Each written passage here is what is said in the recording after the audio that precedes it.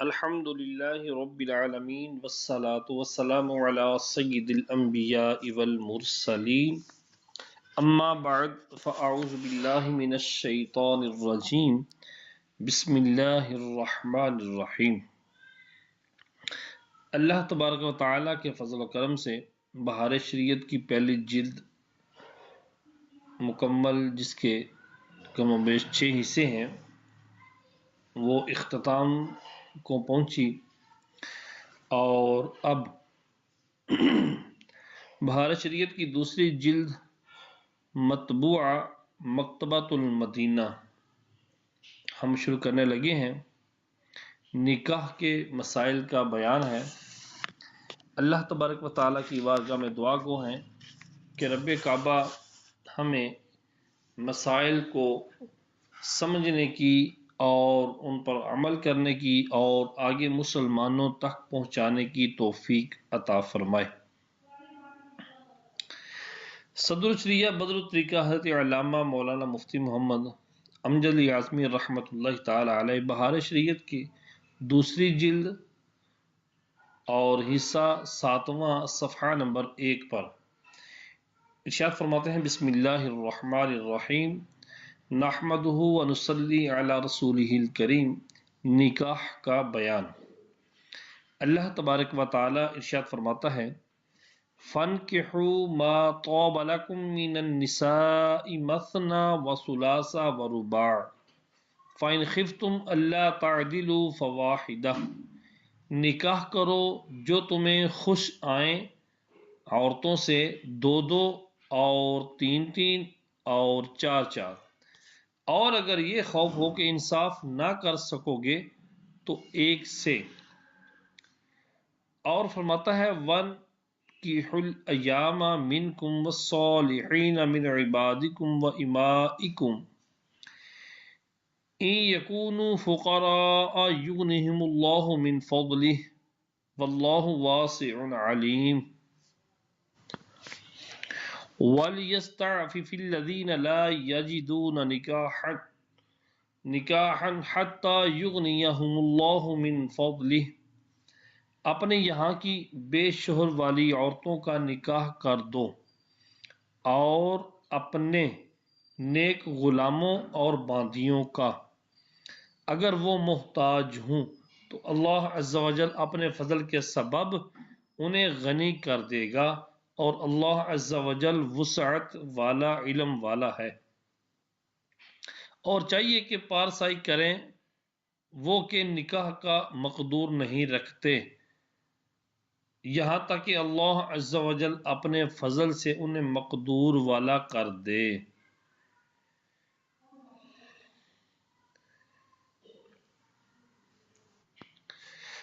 نکاح کے فضائل اور نیک عورت کی خوبیاں۔ حدیث نمبر 1، بخاری و مسلم و ابو داود و ترمذی و نسائی، عبداللہ بن مسعود رضی اللہ تعالیٰ عنہ سے راوی، رسول اللہ صلی اللہ تعالیٰ علیہ وآلہ وسلم نے فرمایا، اے جوانوں، تم میں جو کوئی نکاح کی استطاعت رکھتا ہے وہ نکاح کرے، کہ یہ اجنبی عورت کی طرف نظر کرنے سے نکاح کو روکنے والا ہے اور شرمگاہ کی حفاظت کرنے والا ہے۔ اور جس میں نکاح کی استطاعت نہیں وہ روزے رکھے، کہ روزہ قاطع شہوت ہے، یعنی شہوت کو توڑنے والا ہے۔ حدیث نمبر 2، ابن ماجہ انس رضی اللہ تعالیٰ عنہ سے راوی کہ حضور اقدس صلی اللہ تعالیٰ علیہ وآلہ وسلم فرماتے ہیں، جو خدا سے پاک و صاف ہو کر ملنا چاہے وہ آزاد عورتوں سے نکاح کرے۔ حدیث نمبر 3، بہقی ابو ہریرہ رضی اللہ تعالی عنہ سے راوی کہ رسول اللہ صلی اللہ تعالی علیہ وآلہ وسلم نے فرمایا، جو میرے طریقے کو محبوب رکھے وہ میری سنت پر چلے، اور میری سنت سے نکاح ہے۔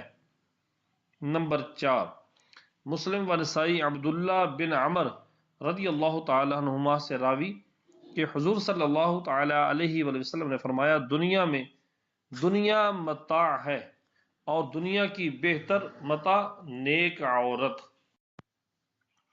حدیث نمبر 5، ابن ماجہ میں ابن امامہ رضی اللہ تعالیٰ عنہ سے مروی کہ رسول اللہ صلی اللہ تعالیٰ علیہ وآلہ وسلم فرماتے تھے، تقوی کے بعد مومن کے لیے نیک بیوی سے بہتر کوئی چیز نہیں۔ اگر اسے حکم کرتا ہے تو وہ اطاعت کرتی ہے، اگر اسے دیکھے تو خوش کر دے، اور اس پر قسم کھا بیٹھے تو سچی قسم کر دے، اور کہیں کو چلا جائے تو اپنے نفس اور شوہر کے مال میں بھلائی کرے، خیانت و ضائع نہ کرے۔ حدیث نمبر 6، طبرانی کبیر اوسط میں ابن عباس رضی اللہ تعالیٰ عنہما سے راوی کہ رسول اللہ صلی اللہ تعالیٰ علیہ وآلہ وسلم نے فرمایا، جسے 4 چیزیں ملیں اسے دنیا و آخرت کی بھلائی ملی۔ نمبر 1، دل شکر گزار۔ نمبر 2، زبان یاد خدا کرنے والی۔ اور نمبر 3، بدن بلا پر صابر، یعنی بدن پر مصیبت آئے تو صابر، اور ایسی بیوی کہ اپنے نفس اور مال شوہر میں گناہ کی جویاں نہ ہو، یعنی خیانت نہ کرتی ہو۔ سبحان اللہ۔ حدیث نمبر 7، امام احمد و بزار و حاکم و سعد بن ابی وقاص رضی اللہ تعالی عنہ سے راوی کہ رسول اللہ صلی اللہ تعالی علیہ وآلہ وسلم نے فرمایا، 3 چیزیں آدمی کی نیک بختی سے ہیں اور 3 چیزیں بد بختی سے۔ نیک بختی کی چیزوں میں نیک عورت اور اچھا مکان یعنی وسیع یا اس کے پڑوسی اچھے ہوں، اور اچھی سواری، اور بدبختی کی چیزیں بد عورت، برا مکان، بری سواری۔ نمبر 8، طبرانی و حاکم انس رضی اللہ تعالیٰ عنہ سے راوی کہ رسول اللہ صلی اللہ تعالیٰ علیہ وآلہ وسلم نے فرمایا، جسے اللہ عز و جل نے نیک بیوی نصیب کی، اس کے نصف دین پر اعانت فرمائی، یعنی آدھے دین پر مدد فرمائی، تو نصف باقی میں اللہ عز و جل سے ڈرے، تقوی پرہیزگاری کرے۔ حدیث نمبر 9، بخاری و مسلم و ابو داؤد و نسائی و ابن ماجہ ابی ہریرہ رضی اللہ تعالیٰ عنہ سے راوی رسول اللہ صلی اللہ تعالیٰ علیہ وآلہ وسلم نے فرمایا، عورت سے نکاح 4 باتوں کی وجہ سے کیا جاتا ہے۔ نکاح میں ان کا لحاظ ہوتا ہے، نمبر 1، مال، نمبر 2، حسب، نمبر 3، جمال، اور نمبر 4، دین، تو دین والی کو ترجیح دے۔ حدیث نمبر 10، ترمذی و ابن حبان و حاکم ابو ہریرہ رضی اللہ تعالیٰ عنہ سے راوی کہ رسول اللہ صلی اللہ تعالیٰ علیہ وآلہ وسلم نے فرمایا، 3 شخصوں کی اللہ تعالیٰ مدد فرمائے گا۔ نمبر 1، اللہ عز و جل کی راہ میں جہاد کرنے والا اور مکاتب کے ادا کرنے کا ارادہ رکھتا ہو۔ یہ غلام کو کہا جاتا ہے مکاتب۔ اس کی وضاحت اللہ کے فضل سے آگے آئے گی۔ مختصر یہ ہے کہ ایسا غلام جو اپنے آقا سے بدلے کتابت کر لے کہ آقا کہے تو مجھے اتنے پیسے کما کر دے دے تو تو آزاد ہے، تو ایسا مکاتب کہ ادا کرنے کا ارادہ رکھتا ہے۔ اور نمبر 3، پارسائی کے ارادے سے نکاح کرنے والا۔ حدیث نمبر 11، ابو داؤد و نسائی و حاکم معقل بن یسار رضی اللہ تعالیٰ عنہ سے راوی کے ایک شخص نے رسول اللہ صلی اللہ تعالیٰ علیہ وآلہ وسلم کی خدمت میں حاضر ہو کر عرض کی، یا رسول اللہ صلی اللہ تعالیٰ علیہ وآلہ وسلم، میں نے عزت و منصب و مال والی ایک عورت پائی، مگر اس کے بچہ نہیں ہوتا، کیا میں اس سے نکاح کر لوں؟ حضور صلی اللہ تعالیٰ علیہ وآلہ وسلم نے منع فرمایا۔ پھر دوبارہ حاضر ہو کر عرض کی کہ حضور صلی اللہ علیہ وسلم نے منع فرمایا۔ تیسری مرتبہ حاضر ہو کر پھر عرض کی، ارشاد فرمایا، ایسی عورت سے نکاح کرو جو محبت کرنے والی، بچہ جننے والی ہو، کہ میں تمہارے ساتھ اور امتوں پر کثرت ظاہر کرنے والا ہوں۔ حدیث نمبر 12، ابن ابی حاتم ابو بکر صدیق رضی اللہ تعالیٰ عنہ سے راوی، انہوں نے فرمایا کہ اللہ عز و جل نے جو تمہیں نکاح کا حکم فرمایا تم اس کی اطاعت کرو، اس نے جو غنی کرنے کا وعدہ کیا ہے پورا فرمائے گا۔ اللہ تعالیٰ نے فرمایا، اگر وہ فقیر ہوں گے تو اللہ عز و جل انہیں اپنے فضل سے غنی کر دے گا۔ حدیث نمبر 13، ابو یعلا جابر رضی اللہ تعالیٰ عنہ سے راوی کے فرماتے ہیں، جب تم میں کوئی نکاح کرتا ہے تو شیطان کہتا ہے، ہائے افسوس، ابن آدم نے مجھ پر اپنا 2/3 دین بچا لیا۔ حدیث نمبر 14۔ ایک روایت میں ہے کہ فرماتے ہیں کہ جو اتنا مال رکھتا ہے کہ نکاح کر لے پھر نکاح نہ کرے وہ ہم میں سے نہیں۔ مسائل فقہ۔ نکاح اس عقد کو کہتے ہیں جو اس لیے مقرر کیا گیا کہ مرد کو عورت سے جماع وغیرہ حلال ہو جائے، یعنی وطی کرنا حلال ہو جائے۔ مسئلہ نمبر 1، خنثی مشکل، یعنی جس میں مرد و عورت دونوں کی علامتیں پائی جائیں اور یہ ثابت نہ ہو کہ مرد ہے یا عورت، اس سے نہ مرد کا نکاح ہو سکتا ہے نہ عورت کا۔ اگر کیا گیا تو باطل ہے، نکاح باطل ہے، یعنی ہوگا ہی نہیں۔ ہاں، بعد نکاح اگر اس کا عورت ہونا متعین ہو جائے، نکاح کرنے کے بعد اگر یہ فائنل ہو جائے کہ یہ عورت ہے، متعین ہو جائے، اور نکاح مرد سے ہوا ہے تو صحیح ہے۔ یوں ہی اگر عورت سے نکاح ہوا اور اس کا مرد ہونا قرار پا گیا، خنثی مشکل کا نکاح خنثی مشکل سے بھی نہیں ہو سکتا، یعنی خنثی مشکل جس میں مرد و عورت کی دونوں نشانیاں ہوں، ایسا خنثی مشکل اس کا دوسرے خنثی مشکل سے نکاح نہیں ہو سکتا، مگر اسی صورت میں کہ ایک کا مرد ہونا دوسرے کا عورت ہونا ثابت ہو جائے۔ مسئلہ نمبر 2، مرد کا پری سے یا عورت کا جن سے نکاح نہیں ہو سکتا۔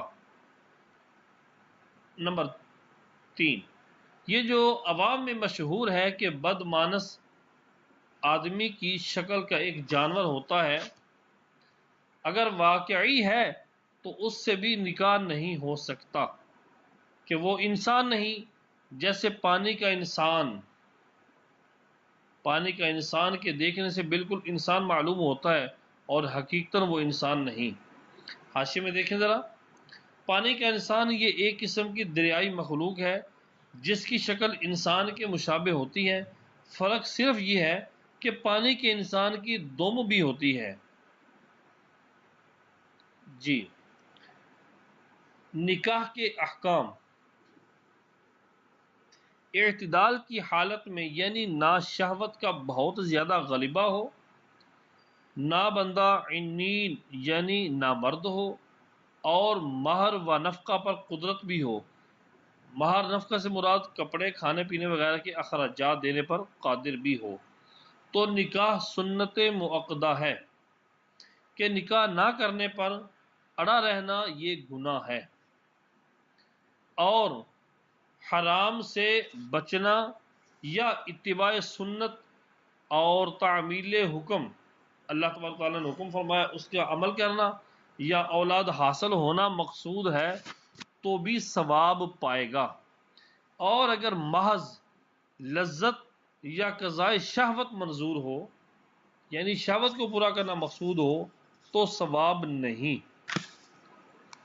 مسئلہ نمبر 5، شہوت کا غلبہ ہے کہ نکاح نہ کرے تو معاذ اللہ اندیشہ زنا کا ہے، اور مہر و نفقہ کی قدرت رکھتا ہو تو نکاح واجب ہے۔ یوں ہی جبکہ اجنبی عورت کی طرف نگاہ اٹھنے سے روک نہیں سکتا یا معاذ اللہ ہاتھ سے کام لینا پڑے گا تو نکاح واجب ہے۔ مسئلہ نمبر 6،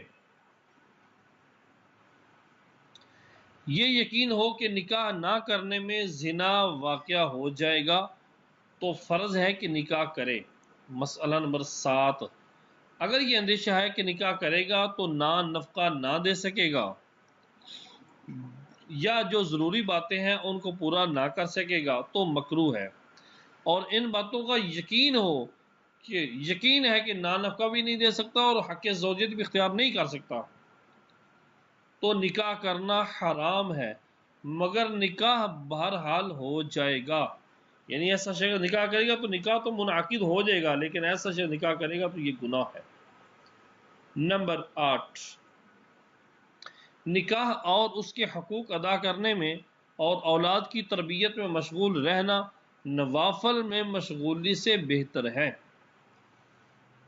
نکاح کے مستحبات، نکاح میں یہ کام مستحب ہے۔ نمبر 1، نکاح اعلانیہ ہو، سرعام ہو۔ نمبر 2، نکاح سے پہلے خطبہ پڑھنا، کوئی سا خطبہ ہو، اور بہتر وہ ہے جو حدیث میں آیا ہے۔ مسجد میں نکاح کا ہونا، جمعہ کے دن ہونا، یہ مستحب کام ہے۔ گواہان عادل کے سامنے، جو گواہ ہے وہ عادل ہوں۔ نمبر 6، عورت، عمر، حسب یعنی خاندانی شرف، مال، عزت میں مرد سے کم ہو، یہ مستحبات۔ چال چلن اور اخلاق و تقوی و جمال میں بیش ہو یعنی زیادہ ہو۔ حدیث مبارکہ میں ہے، جو کسی عورت سے بوجہ اس کی عزت کے نکاح کرے، جو بندہ کسی عورت سے اس کی عزت کی وجہ سے نکاح کرے، اللہ عز و جل اس کی ذلت میں زیادتی کرے گا۔ اللہ اکبر۔ اور جو کوئی کسی عورت سے اس کے مال کے سبب نکاح کرے گا، اللہ تعالیٰ اس کی محتاجی ہی بڑھائے گا۔ اور اس کے حسب کے سبب نکاح کرے گا تو اس کے کمینہ پن میں زیادتی فرمائے گا۔ اور جو اس لیے نکاح کرے کہ ادھر ادھر نگاہ نہ اٹھے اور پاک دامنی حاصل ہو یا صلہ رحمی کرے، تو اللہ عز و جل اس مرد کے لیے اس عورت میں برکت دے گا اور عورت کے لیے مرد میں برکت دے گا۔ مسئلہ نمبر 10، جس سے نکاح کرنا ہو اسے کسی معتبر عورت کو بھیج کر دکھوا لے، اور عادات و اطوار و سلیقہ یعنی ہنر، کلام، صلاحیت، ہنر، کام وغیرہ، صلاحیت وغیرہ کی خوب جانچ کر لے کہ آئندہ خرابیاں نہ پڑیں۔ کنواری عورت سے اور جس سے اولاد زیادہ ہونے کی امید ہو نکاح کرنا بہتر ہے۔ سن رسیدہ یعنی جس کی عمر زیادہ ہو، اور بد خلق اور زانیہ سے نکاح نہ کرنا بہتر ہے۔ جس کی عمر زیادہ ہو یا جو بد اخلاق ہو اور زانیہ وغیرہ سے نکاح نہ کرنا بہتر ہے، برے اخلاق والی وغیرہ سے۔ نمبر 11، عورت کو چاہیے کہ مرد دیندار، خوش اخلاق، مالدار، سخی سے نکاح کرے، فاسق بدکار سے نہیں۔ اور یہ بھی نہ چاہیے کہ کوئی اپنی جوان لڑکی کا بوڑھے سے نکاح کر دے۔ یہ مستحبات نکاح بیان ہوئے ہیں۔ اگر ان چیزوں کے علاوہ نکاح اگر کوئی بندہ کرے گا تو نکاح تو ہو جائے گا، مستحب ادا نہیں ہوتا، نکاح تو ہو جائے گا۔ کوئی دیندار بدکار سے کرتی ہے یا بدکار دیندار سے کرتا ہے یا بد خلق اچھے اخلاق والے سے کرتا ہے، یہ معاملات کریں گے تو نکاح البتہ منعقد ہو جائے گا۔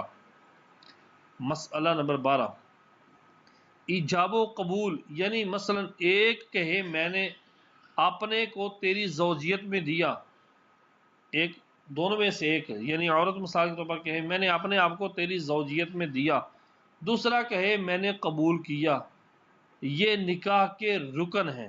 ایجاب و قبول نکاح کے 2 رکن ہیں۔ پہلے جو کہے گا وہ ایجاب کہلاتا ہے، اور اس کے جواب میں دوسرے کے جو الفاظ ہیں کہ میں نے قبول کیا وغیرہ وغیرہ، تو وہ قبول کہتے ہیں، ان الفاظوں کو قبول کہتے ہیں، ایجاب و قبول۔ یہ جو کچھ ضرور نہیں کہ عورت کی طرف سے ایجاب ہو اور مرد کی طرف سے قبول ہو، یہ بات ضروری نہیں ہے کہ مرد ایجاب کہے عورت قبول کہے، اس کا الٹ بھی ہو سکتا ہے۔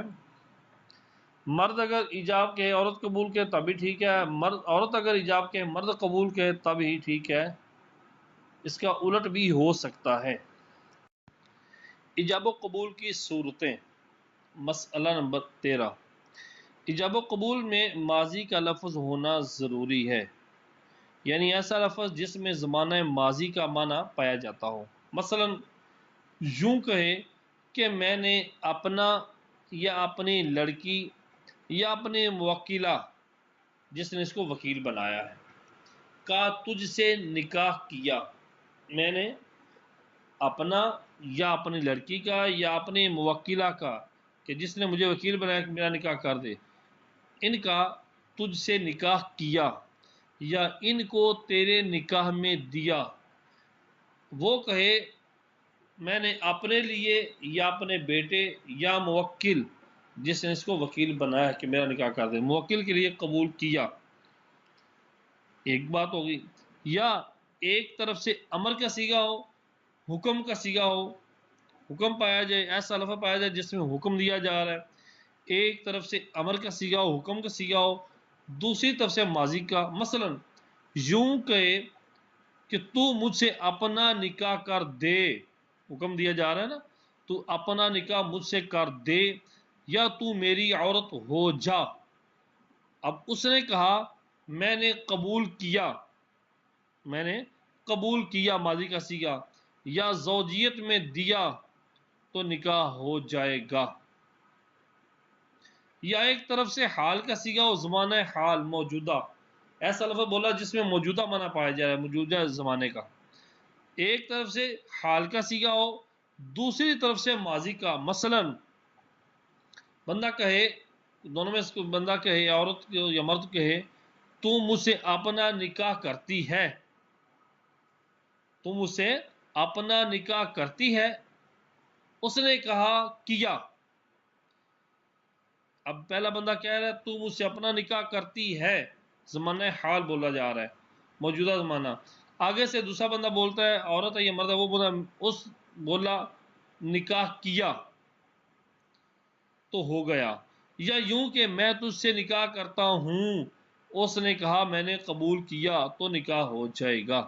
ان دونوں صورتوں میں پہلے شخص کو اس کی ضرورت نہیں کہ کہے میں نے قبول کیا، اور اگر کہا تو نے اپنی لڑکی کا مجھ سے نکاح، تو اپنی لڑکی کا مجھ سے نکاح کر دیا، اور اگر کہا تو نے اپنی لڑکی کا مجھ سے نکاح کر دیا، اس نے کہا کر دیا، یا کہا ہاں، تو جب تک پہلا شخص یہ نہ کہے میں نے قبول کیا، نکاح نہ ہوگا۔ اب گویا کہ اس میں سوالیہ انداز ہے نا کہ تو نے اپنی لڑکی کا مجھ سے نکاح کر دیا، اب اس نے کہا کر دیا، یا اس نے کہا ہاں۔ اب پہلا جو بندہ تھا جس نے کہا کر دیا، اب وہ جب تک قبول نہیں کرے گا کہ میں نے قبول کیا تو نکاح نہیں ہوگا۔ ان لفظوں سے نکاح کروں گا یا قبول کروں گا نکاح نہیں ہو سکتا، کہ میں نکاح قبول کروں گا، میں نکاح کروں گا، میں قبول کروں گا، یہ جو مستقبل کے الفاظ ہیں ان سے نکاح نہیں ہو سکتا۔ مسئلہ نمبر 14، بعض ایسی صورتیں بھی ہیں جن میں ایک ہی لفظ سے نکاح ہو جائے گا۔ مثلا چچا کی نابالغہ لڑکی سے نکاح کرنا چاہتا ہے، چچا کی نابالغہ لڑکی سے نکاح کرنا چاہتا ہے، اور ولی بھی یہی ہے، ولی بھی یہی ہے، یعنی سرپرست۔ ولی وہ ہوتا ہے جس کا قول دوسرے پر نافذ ہو، دوسرا چاہے یا نہ چاہے، اس کو ولی کہتے ہیں۔ تو دو گواہوں کے سامنے اتنا کہہ دینا کافی ہے کہ میں نے اس سے اپنا نکاح کیا، یا لڑکا لڑکی دونوں نابالغ ہیں اور ایک ہی شخص دونوں کا ولی ہے، سرپرست ہے، یا مرد و عورت دونوں نے ایک شخص کو وکیل کیا، اس ولی یا وکیل نے یہ کہا کہ میں نے فلاں کا فلاں کے ساتھ نکاح کر دیا تو نکاح ہو گیا۔ ان سب صورتوں میں قبول کی کچھ حاجت نہیں۔ جی، مسئلہ نمبر 15، دونوں موجود ہیں، ایک نے ایک پرچے پر لکھا میں نے تجھ سے نکاح کیا، دوسرے نے بھی جواب لکھ کر دیا یا زبان سے کہا میں نے قبول کیا، نکاح نہ ہوا۔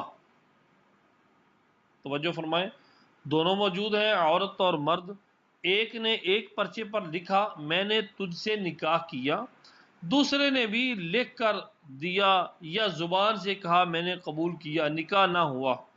اور اگر ایک موجود ہے دوسرا غائب، اس غائب نے لکھ بھیجا، اس موجود نے گواہوں کے سامنے پڑھا یا کہا فلاں نے ایسا لکھا، میں نے اپنا نکاح اس سے کیا تو ہو گیا۔ اور اگر اس کا لکھا ہوا نہ سنایا، جو اس نے لکھ کر بھیجا ہے غائب نے، وہ لکھ کر جو بھیجا وہ نہ سنایا یا نہ بتایا، فقط اتنا کہہ دیا کہ میں نے اس سے اپنا نکاح کر دیا تو نہ ہوا۔ ہاں اگر اس میں امر کا لفظ تھا، مثلا تو مجھ سے نکاح کر، حکم کا لفظ تھا، ایسا لفظ تھا جس میں حکم کے معنی پائے جا رہے تھے کہ تو مجھ سے نکاح کر، تو گواہوں کو خط سنانے یا مضمون بتانے کی حاجت نہیں۔ اور اگر اس موجود نے اس کے جواب میں زبان سے کچھ نہ کہا بلکہ وہ الفاظ لکھ دیے جب بھی نہ ہوا۔ مسئلہ نمبر 16، عورت نے مرد سے ایجاب کے الفاظ کہے، مرد نے اس کے جواب میں قبول کے لفظ نہ کہے اور مہر کے روپے دے دیے تو نکاح نہ ہوا۔ عورت نے مرد کی طرف ایجاب بڑھایا کہ میں نے اپنے آپ کو تمہاری زوجیت میں دیا، اب مرد نے آگے سے یہ نہیں کہا کہ میں نے قبول کیا، مرد نے کیا کیا، مرد نے مہر کے روپے دے دیے، جواب الفاظ تو نہیں بولے لیکن مہر کے طور پر روپے کچھ دے دیے تو نکاح نہ ہوا۔ مسئلہ نمبر 17، یہ اقرار کہ یہ میری عورت ہے، بیٹھے ہوئے ہیں مرد و عورت، تو یہ اقرار اگر کرتا ہے بندہ کہ یہ میری عورت ہے تو اس سے نکاح نہیں ہوا۔ یعنی اگر پیشتر سے نکاح نہ ہوا، پہلے نکاح نہیں ہوا تھا، تو فقط یہ اقرار نکاح قرار نہ پائے گا۔ البتہ قاضی کے سامنے دونوں ایسا اقرار کریں تو وہ حکم دے دے گا کہ یہ میاں بی بی ہیں، اور اگر گواہوں کے سامنے اقرار کیا، گواہوں نے کہا تم دونوں نے نکاح کیا، کہا ہاں، تو نکاح ہو گیا۔ مسئلہ نمبر 18، نکاح کی اضافت یعنی نسبت کل کی طرف ہو، مثلا یوں کہ میں نے تجھ سے نکاح کیا، میں نے تجھ سے نکاح کیا، یعنی پورے شخص کی طرف، پوری عورت کی طرف میں نے تجھ سے نکاح کیا، یا ایسے عضو کی طرف نسبت کرے جسے بول کر کل مراد لیتے ہیں، مثلا سر و گردن، تو اگر یہ کہا کہ نصف سے نکاح کیا تو نہ ہوا۔ الفاظ نکاح، الفاظ نکاح دو قسم ہیں، دو قسم کے، نمبر 1 صریح، یعنی ایسا لفظ جس سے نکاح مراد ہونا واضح ہو، یہ صرف دو لفظ ہیں، نکاح و تزوج، ایک لفظ نکاح ہے اور دوسرا کیا ہے، تزوج، باقی کنایا ہے، یعنی ایسا لفظ جس سے نکاح مراد ہونا تو ظاہر نہیں ہے، جس سے مراد ہونا تو ظاہر نہیں ہے مگر قرینے سے معنی نکاح سمجھا جاتا ہے، قرینے کے طور پر آگے پیچھے کی باتیں دیکھ دوا کے قرینہ دیکھ کے اس سے مراد نکاح لیا جاتا ہے۔ الفاظ کنایا میں ان لفظوں سے نکاح ہو سکتا ہے جن سے خود شے ملک میں آ جاتی ہے، الفاظ کنایا سے ان لفظوں سے نکاح ہو سکتا ہے جن لفظوں سے خود شے ملک میں آ جاتی ہے، مثلا ہبہ، تملیک، صدقہ، عطیہ، بیع و شراء۔ مثلا عورت نے یوں کہا، حاشیے میں دیکھیں ذرا، عورت نے یوں کہا کہ میں نے اپنی ذات تمہیں ہبہ کر دی، یا میں نے تجھے اپنی ذات کا مالک بنا دیا، یا میں نے اپنی ذات تمہیں بطور صدقہ دے دی، یا مرد یوں کہے کہ میں نے تمہیں اس قدر روپے کے عوض خرید لیا۔